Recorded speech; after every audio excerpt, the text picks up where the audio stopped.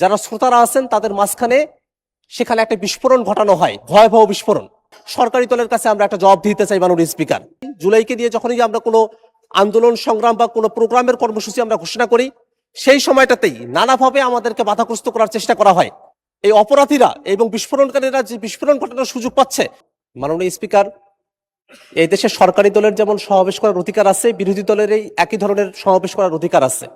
এবং সেই অধিকারের জায়গা থেকেই জুলাই মাসকে কেন্দ্র করে জাতীয় নাগরিক পার্টি এনসিপি আমরা সারা দেশব্যাপী জুলাই পদযাত্রার কর্মসূচি ঘোষণা করেছি। গতকাল আমাদের উদ্বোধনী সেশন ছিল।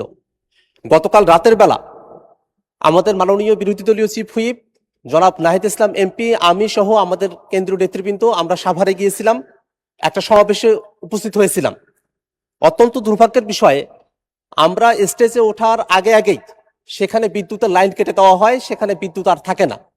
আমরা বিদ্যুতের জন্য যোগাযোগ করেছিলাম, কিন্তু কোনোভাবেই যোগাযোগ করে আমরা সমর্থ হয়ে উঠতে পারি নাই।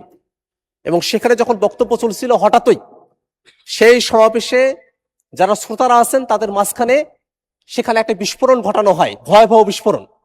এবং সেই বিস্ফোরণে অনেকেই হতাহত হন, রক্তাক্ত হন, সেখানে রক্ত ছড়িয়ে পড়ে এবং তারপরে সেখানে ধোঁয়া উঠে যায় এবং আমাদের ওখানে যারা শ্রোতারা ছিলেন তারা ছত্রভঙ্গ হয়ে পড়েন। আমরা সমাবেশ সংক্ষিপ্ত করে আমরা থানায় গিয়েছিলাম।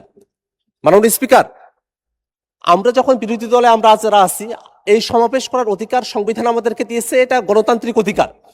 সেই সমাবেশের সময়টাতে কেন বিদ্যুৎ থাকবে না, বিদ্যুৎ কেন নিয়ে যাওয়া হলো, সেই বিষয়টাতে আমরা সরকারি দলের কাছে আমরা একটা জবাব দিতে চাই মাননীয় স্পিকার। পাশাপাশি আমরা যখনই জুলাইকে নিয়ে কোনো প্রসঙ্গ নিয়ে আসি, জুলাইকে নিয়ে যখনই আমরা কোনো আন্দোলন সংগ্রাম বা কোনো প্রোগ্রামের কর্মসূচি আমরা ঘোষণা করি, সেই সময়টাতেই নানাভাবে আমাদেরকে বাধাগ্রস্ত করার চেষ্টা করা হয়।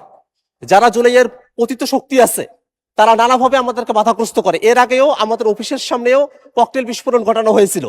গতকাল যে বিস্ফোরণ ঘটানো হয়েছে সেখানে বিরোধী দলীয় চিফ হুইপ উপস্থিত ছিলেন, আমি নিজে উপস্থিত ছিলাম, আরো নেতৃবৃন্দ উপস্থিত ছিলেন। ভয়াবহ ক্ষতির মধ্যে আমরা পড়তে পারতাম। এমত অবস্থায় যারা পতিত স্বৈরাচার আছে এবং যারা নানাভাবে সমাজে স্বাভাবিকীকরণের দিকে অগ্রসর হচ্ছে, তাদের ব্যাপারে আসলে সরকারের তরফ থেকে পদক্ষেপ কি, সেটা মাননীয় স্বরাষ্ট্রমন্ত্রী যদি এখানে থাকতেন তার কাছেই জানতে চাইতাম।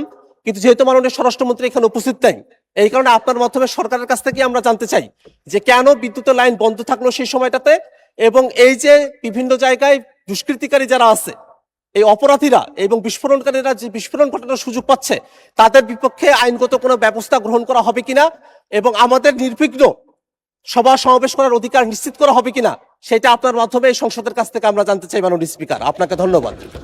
ধন্যবাদ মাননীয় সদস্য।